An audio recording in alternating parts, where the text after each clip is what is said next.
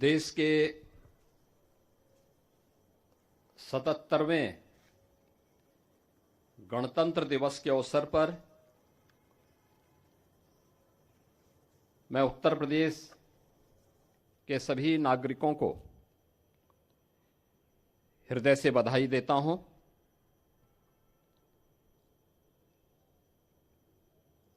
आज ही के दिन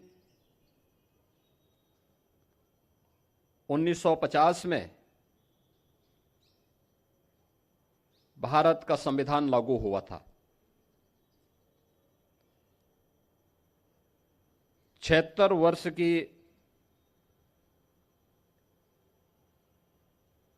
इस यात्रा में अनेक उतार चढ़ाव हमारे इस संविधान ने देखे हैं, लेकिन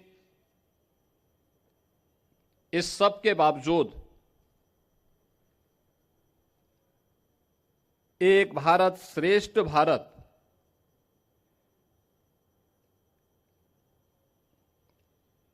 के अपने संकल्पों के अनुरूप उत्तर से दक्षिण तक, पूरब से पश्चिम तक प्रत्येक भारतवासी के गौरव, भारत की एकात्मता और अखंडता के लक्ष्य को आगे बढ़ाते हुए आज हम सब एक नए भारत का दर्शन कर रहे हैं।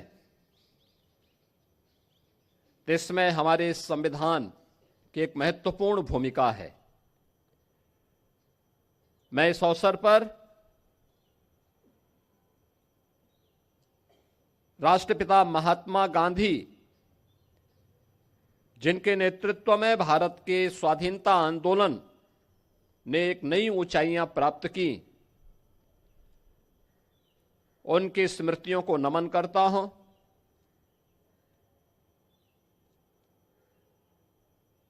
भारत के संविधान के सभा के अध्यक्ष,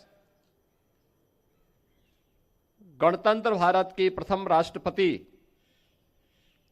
डॉक्टर राजेंद्र प्रसाद जी, भारत के संविधान के शिल्पी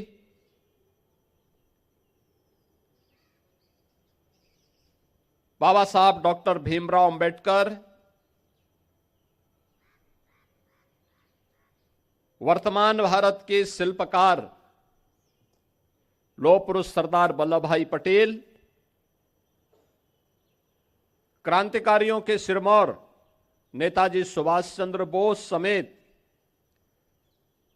भारत माता के उन महान सपूतों को, जिन्होंने देश की आजादी के लिए अपना सर्वस्व न्यौछावर किया, इस आंदोलन में बढ़ चढ़ करके भाग लेकर के देश की आजादी को सुनिश्चित किया और स्वतंत्र भारत में देश की सुरक्षा के लिए, आंतरिक और बाह्य सुरक्षा के लिए अपने आप को बलिदान किया है। ऐसे भारत माता के सभी ज्ञात अज्ञात सपूतों के प्रति विनम्र श्रद्धांजलि अर्पित करते हुए उनकी स्मृतियों को मैं नमन करता हूं। हम सब जानते हैं कि 1947 में 15 अगस्त के दिन देश आजाद होता है। उससे पहले भारत के संविधान सभा के निर्वाचन संपन्न हो चुके थे। डॉक्टर राजेंद्र प्रसाद जी के नेतृत्व में भारत के संविधान सभा के निर्माण के उपरांत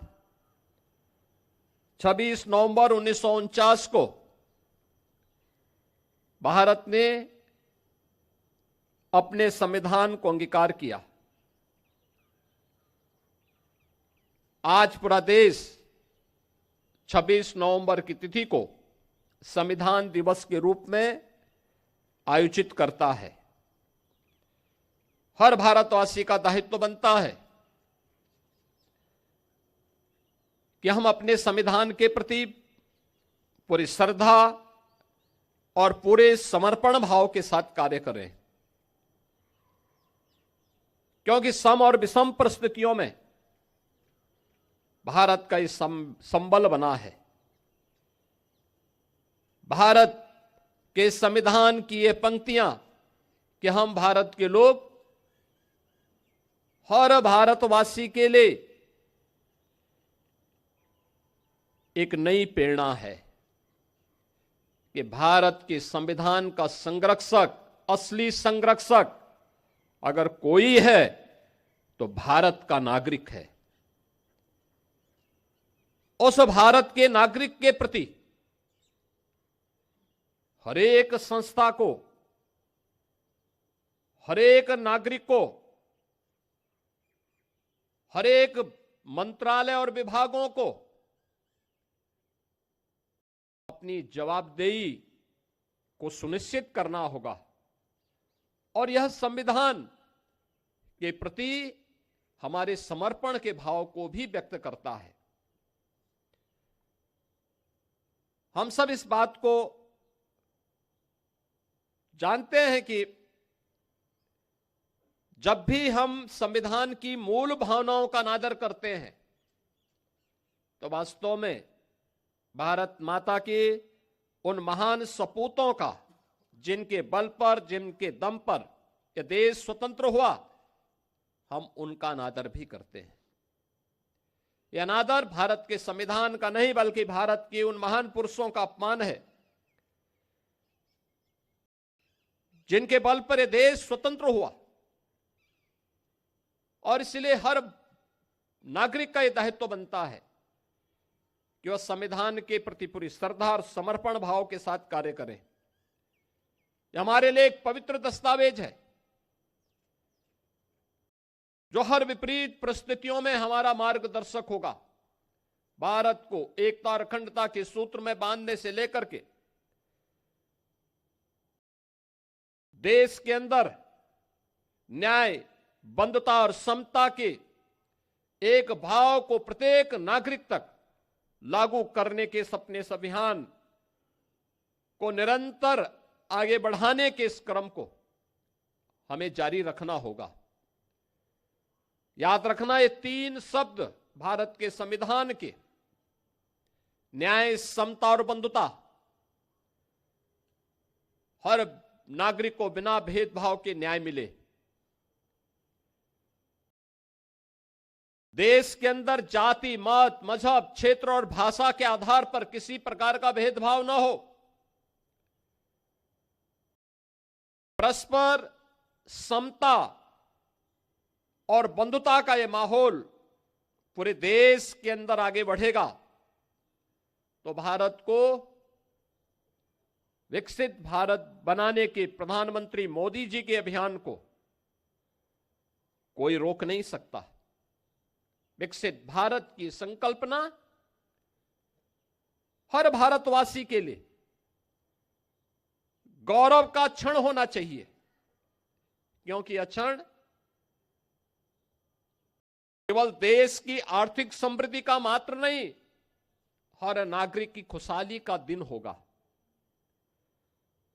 हर एक नागरिक के जीवन में कई गुना समृद्धि का दिन होगा, लेकिन इसका रास्ता समाज के अंतिम पायदान पर बैठे हुए व्यक्ति से प्रारंभ होता है। हमारे गांवों से, हमारी गलियों से, समाज के अलग अलग क्षेत्रों के अंतिम पायदान पर बैठे हुए उन नागरिकों के माध्यम से यात्रा आगे बढ़नी चाहिए। हर एक स्तर पर आत्मनिर्भरता का यह भाव हमें आगे बढ़ाने के लिए सदैव उसके प्रति, उस भाव के साथ आगे बढ़ना पड़ेगा। याद रखना, भारत के संविधान के शब्द जिनके बारे में प्रधानमंत्री जी बार बार कहते हैं,